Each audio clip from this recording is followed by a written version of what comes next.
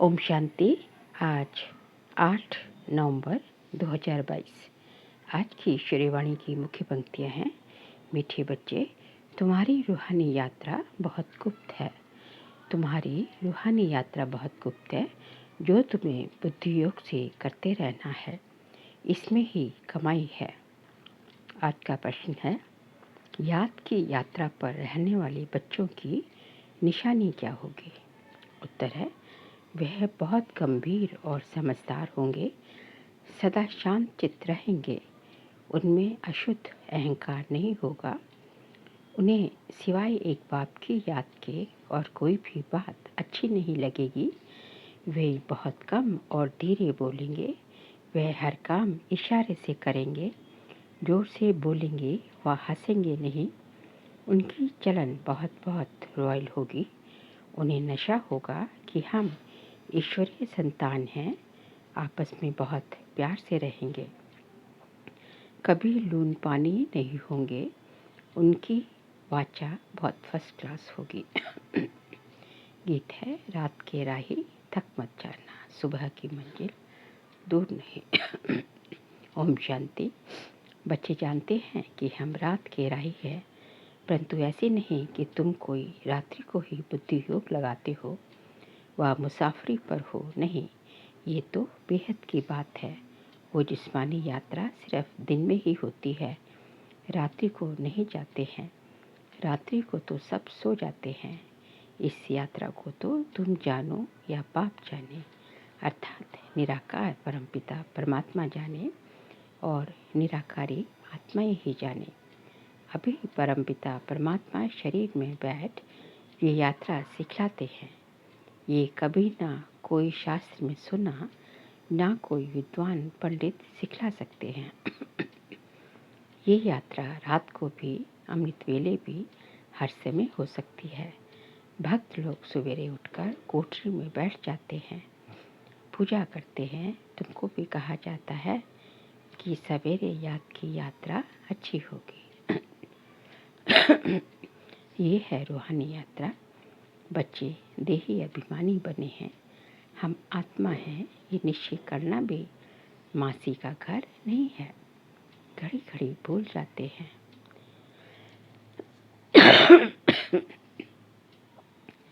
बहुत बच्चे हैं जो इस यात्रा को जानते भी नहीं, बुद्धि में बैठता ही नहीं है। अगर यात्रा पे चला हुआ है तो नित्य यात्रा करते रहे ना। यात्रा में फिर ठहरना थोड़ी ही होता है। ठहर जाते हैं, अर्थात यात्रा करने का शौक नहीं है। तुम्हारी है गुप्त यात्रा, इनका वर्णन कोई शास्त्र में नहीं है। जितना यात्रा पर बुद्धि योग रहेगा, अर्थात बाप को याद करते रहेंगे, उतना कमाई होगी। बुद्धि का योग दौड़ी पहनता है। बाप के पास इसमें आत्म अभिमानी बनना है। आधा कल्प तुम देह अभिमानी बने हो। वह आधा कल्प की आदत तुमको इस एक जन्म में मिटानी है या खत्म करनी है। ये कोई वह सत्संग नहीं है शास्त्र सुनने का। तुम बैठे हो, अपने को आत्मा समझ बाप को याद करते हो। फिर बाप की मत पर भी चलना है, जो मत बाबा ब्रह्मा द्वारा दे रहे हैं। फिर लक्षण भी अच्छे रखने हैं, शैतानी लक्षण नहीं होने चाहिए। उसमें भी जो पहला नंबर अशुद्ध अहंकार है, उसके बाद सब और विकार आते हैं। तो अपने को आत्मा निश्चय करना, ये अभ्यास बड़ी मेहनत का है। बहुतों से ये मेहनत पहुंचती नहीं है। क्यों? तकदीर में नहीं है। इस यात्रा पर रहने वाले की निशानी क्या होगी? वह बड़े गंभीर और समझदार रहते हैं। एक बाप की याद के सिवाय उनको और कोई बात अच्छी नहीं लगती है। शांति तो बहुत लोग पसंद करते हैं। सन्यासी लोग भी एकांत में जंगल आदि में जाकर रहते हैं, परंतु वह तत्व या ब्रह्म की याद में रहते हैं। वह यात्रा तो है झूठी, क्योंकि ब्रह्म या तत्व कोई सर्वशक्तिवान बाप तो है नहीं। आत्माओं का बाप तो एक ही निराकार परमपिता परमात्मा शिव है, जिसको सब आत्माएं पुकारती हैं। आत्मा ऐसे कभी नहीं कहती हे ब्रह्म बाबा, हे तत्व बाबा। आत्मा सदैव कहती है हे परम पिता परमात्मा। उनका नाम चाहिए। ब्रह्म तो मम मैं तत्व है, रहने का स्थान है। बाप कहते हैं ब्रह्मपान ज्ञानी व ब्रह्म योगी के ना ये ब्रह्म है। कोई ने कह दिया और मान लिया। भक्ति में सब झूठा रास्ता बताते हैं, इसलिए देही अभिमानी बन नहीं सकते। आत्मा सो परमात्मा कह दिया तो फिर योग किससे लगाए। बाबा कहते हैं ये सब मिथ्या ज्ञान है, अर्थात ज्ञान ही नहीं है।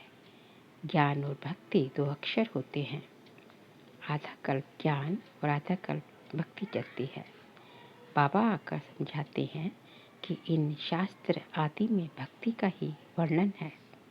ज्ञान अलग चीज है। आधा कल्प ज्ञान सतयुग त्रेता दिन, आधा कल्प भक्ति यानी रात द्वापर कलयुग। ऐसी सहज बातें भी विद्वान आचार्य नहीं जानते। बिल्कुल ताकत नहीं रही है। तुम कहते हो परम पिता परमात्मा हमको पढ़ाते हैं। लोग तो कहते हैं कि परमात्मा सर्वव्यापी है, पढ़ाएंगे कैसे, बहुत माथा मारना पड़ता है। एक बच्ची ने समाचार लिखा। एक सेठ ने प्रश्न पूछा, तुम शास्त्र पढ़ी हो? उसने कहा परमात्मा ने हमको शास्त्रों का सार समझाया है, हमारा दूसरा गुरु है नहीं। तो वे अपनी तीक करने लगा कि शास्त्र जरूर पढ़ना चाहिए, ये करना चाहिए। वह सुनती रही, परंतु बड़े आदमियों को समझाने की हिम्मत चाहिए। कहना चाहिए कि ये ठीक है, वेद शास्त्र पढ़ना है, परंतु भगवान वाच कि इन्हें पढ़ने से मेरे साथ कोई मिल नहीं सकते, मुक्ति जीवन मुक्ति पा नहीं सकते। पहली बात ये समझानी चाहिए परमपिता परमात्मा के साथ आपका क्या संबंध है। भला आप नगर सेठ हो, सिर्फ एक बात आपसे पूछते हैं, देखना चाहिए क्या जवाब देते हैं, क्योंकि बाप को सब भूले हुए हैं तो पहले परिचय देना पड़े। परंतु बच्चे ऐसी बातें भूल जाते हैं। श्रीमत पर चलते नहीं। पहले श्रीमत कहती है कि मुझे याद करो, 1 घंटा आधा घंटा सिर्फ याद जरूर करो। कई बच्चे सारे दिन में 5 मिनट भी याद नहीं करते। ये सब लक्षणों से पता लग जाता है। अगर याद करते हो तो चलन बड़ी रॉयल होनी चाहिए। बच्चों ने राजाओं को कभी देखा नहीं है। ये बाबा का रथ तो बहुत अनुभवी है, सबको जानते हैं। कोई जेवर आदि लेने होंगे तो महाराजा आएगा। सिर्फ हाथ लगाया और गए, फिर पोट्री आप ही बात करेंगे। तो उनका कितना दबदबा रहता है। तुम गुप्त हो, परंतु बड़ा रॉयल्टी से चलना चाहिए। बिल्कुल थोड़ा बोलना चाहिए। क्यों? हमको टॉकी से सूक्ष्म से भूल में जाना है। भक्ति मार्ग में बहुत रड़ियाँ मारते हैं, गीत गाते हैं। यहाँ तुमको आवाज़ बिल्कुल नहीं करना चाहिए। अंदर में ये ज्ञान है कि हम आत्मा हैं। यहाँ बाकी थोड़े रोज है, अब जाना है। शिव बाबा कितना थोड़ा बोलते हैं, सिर्फ इशारा देते हैं कि मुझे और वर्षे को याद करो। टॉक नो इविल, सी नो इविल। बहुत सेंटर्स पर अच्छे बीके इतना जोर से बोलते हंसते हैं, बात मत पूछो। बाबा समझाते रहते हैं, यहाँ तुम्हारा कितना लव चाहिए। सतयुग में शेर गाय इकट्ठा जल पीते हैं। यहाँ बहुत प्यार होना चाहिए। हम ईश्वरी संतान हैं, बड़ी रॉयल चलन चाहिए। हम परमपिता परमात्मा की संतान हैं। हम श्रीमत पर चलकर बेहद का वर्षा ले रहे हैं। श्रीमत पर नहीं चलते तो कितनी डिसर्विस करते हैं, इसलिए टाइम बहुत लग जाता है। वाचा बड़ी फर्स्ट क्लास होनी चाहिए। स्कूल में बच्चे नंबरवार होते हैं। कोई तो बहुत अच्छा पढ़ते हैं, कोई थर्ड क्लास। गरीबों की लगन अच्छी होती है। 50 गरीब आएंगे तो एक साहूकार। क्यों? बाबा है गरीब निवाज। मम्मा गरीब थी, परंतु बाबा से आगे चली गई। उन्हें लिफ्ट मिल गई। बाबा ने इसमें प्रवेश किया। ये भी लिफ्ट है। बच्चों को देही अभिमानी बनना है, लक्षण भी सीखने हैं, तब खुशी का पारा चढ़ेगा। बाप कहते हैं तुमको सर्वगुण संपन्न 16 कला संपूर्ण निर्विकारी पवित्र आत्मा बनना है। इनके पास आते हो तो शिव बाबा को याद करके आओ। तुमको याद करना है शिव बाबा को। ये तो गाँवड़े का छोरा था। ये है ही निधन के दुख देने वाले छोकरों की दुनिया। छोकरे अर्थात क्यों गिरे? माया ने गिरा दिया है। बाबा कारण बतलाते हैं कि तुम भारतवासी स्वर्ग के मालिक थे, वे गिरे क्यों? मुझ बाप को भूल गए। अब मुझे याद करो तो चढ़ जाएंगे। मुख्य बात है भगवान को याद करना, ज्ञान की बातें सुननी और सुनानी है, सर्विस करनी है। मम्मा भी सर्विस करती थी। बाबा ज़्यादा नहीं जा सकते। बच्चे कमाई करते तो सर्विस करने वाले हो गए। बाबा को तो एक जगह रहना है। सबको यहाँ आकर रिफ्रेश होना है। यहाँ मधुबन में जो आते हैं तो सागर बाबा बहुत पॉइंट्स देते हैं। फ़र्क है ना, पल सेंटर्स पर अच्छे हैं तो भी यहाँ आना पड़ता है। बाबा अच्छी तरह समझाते हैं। बहुत अच्छे बच्चे भी आपस में लूट पानी है तो वे औरों का क्या सिखलाएंगे। आपस में बात नहीं करते, कितना नाम बदनाम करते हैं। इसलिए बाबा मुरली चलाते कि कहाँ बच्चों की आँख खुले। परंतु ब्राह्मणियाँ आपस में मिलती नहीं हैं, बात नहीं करती हैं। ये बहुत बड़ी मंजिल है। बाबा कहते हैं मैं आता हूँ तुमको विश्व का मालिक बनाने। कोई हथियार आदि नहीं, ना कोई खर्चे की बात है। सिर्फ बाबा को याद करो और देवी को धारण करो। आपस में बहुत मीठा बोलो, सबको ज्ञान की बातें सुनाओ। तुम्हारा धंधा ही ये है। गीता का रहस्य इन चित्रों से समझाना है। वह भक्ति के गीत गाते हैं कि हे पतित पावन आओ, आकर के पावन बनाओ। गीता के भगवान ने आकर पावन बनाया है।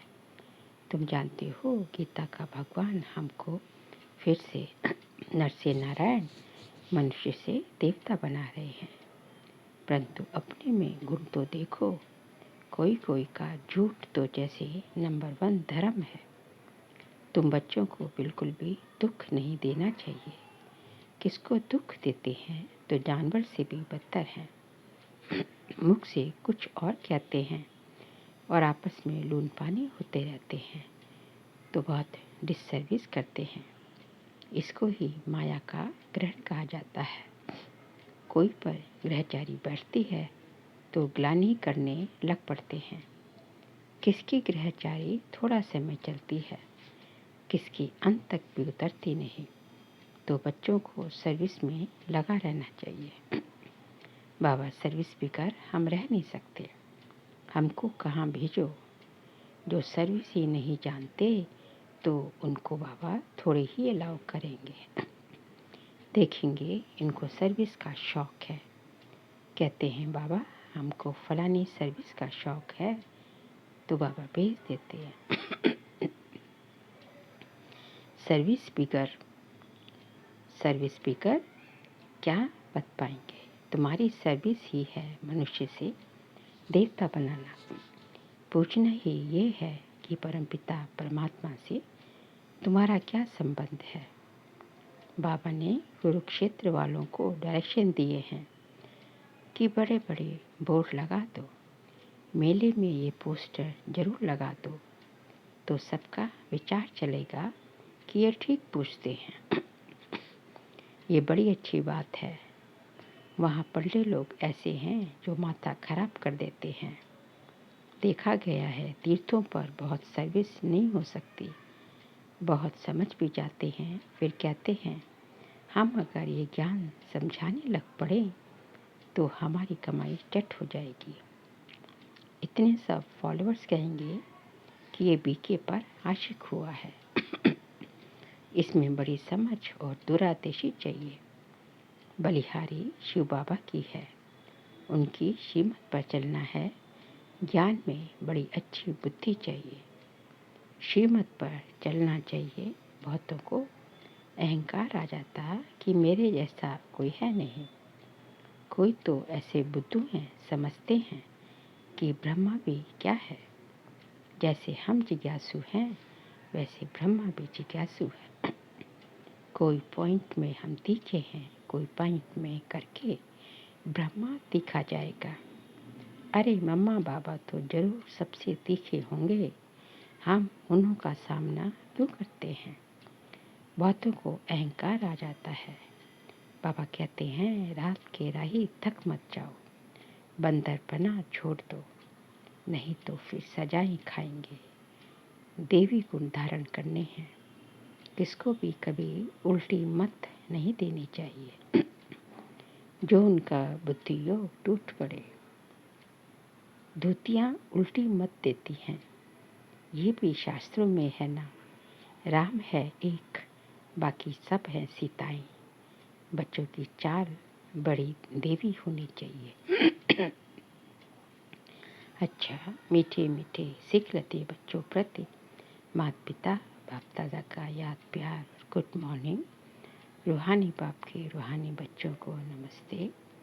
हम रूहानी बच्चों की रूहानी बाप दादा को नमस्ते नमस्ते नमस्ते। सार के लिए पहुँच से सत्य बाप सत्य बनाने आए हैं, इसलिए कभी भी झूठ नहीं बोलना है, सदा सच्चे होकर रहना है, किसी को भी दुख नहीं देना है। मुख से ज्ञान की बातें बोलनी है, वाचा बहुत फर्स्ट क्लास रखनी है, किसी को भी उल्टी मत देकर धुर्तीपना नहीं करना है। आज का बाबा का वरदान है कंपेनियन को कंबाइंड रूप में अनुभव करने वाले स्मृति स्वरूप हो। कंपेनियन को कंबाइंड रूप में अनुभव करने वाले स्मृति स्वरूप हो। कई बच्चों ने बाप को अपना कंपेनियन तो बनाया है, लेकिन कंपेनियन को कंबाइंड रूप में अनुभव करो। अलग हो ही नहीं सकते, किसकी ताकत नहीं जो मुझ कंबाइंड रूप को अलग कर सके। ऐसा अनुभव बार बार स्मृति में लाते लाते स्मृति स्वरूप बन जाएंगे। जितना कंबाइंड रूप का अनुभव बढ़ाते जाएंगे, उतना ब्राह्मण जीवन बहुत प्यारी मनोरंजक अनुभव होगी। आज का स्लोगन है दृढ़ संकल्प की बेल्ट बांधी हुई हो तो सीट से अपसेट नहीं हो सकते। दृढ़ संकल्प की बेल्ट बांधी हुई हो तो सीट से अपसेट नहीं हो सकते। बाबा कहते हैं कि जो है आप सीट से, यदि आप सीट पे एकदम जो है सेट हो, तो फिर जब सीट पे सेट रहेंगे, आत्मिक स्थिति के सीट पर या बाबा के जो भिन्न भिन्न सामान है उन सीटों पर सेट रहेंगे, तो जो है कभी भी अपसेट नहीं होंगे। और उसके लिए बहुत ज़रूरी है कि जो है आपका जो है दृढ़ संकल्प होना चाहिए, कि दृढ़ संकल्प की बेल्ट आपके ऊपर हमेशा बंधी होनी चाहिए।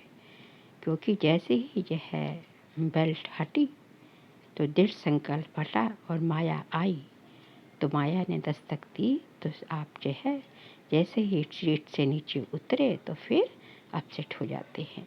इसलिए हमेशा जो है अपनी आत्मिक स्थिति की सीट या बाबा की जो भिन्न भिन्न सम्मानों की सीट है उस पर सेट रहेंगे दृढ़ संकल्प द्वारा की बेल्ट द्वारा, तो कभी भी अपसेट नहीं होंगे। अच्छा, ओम।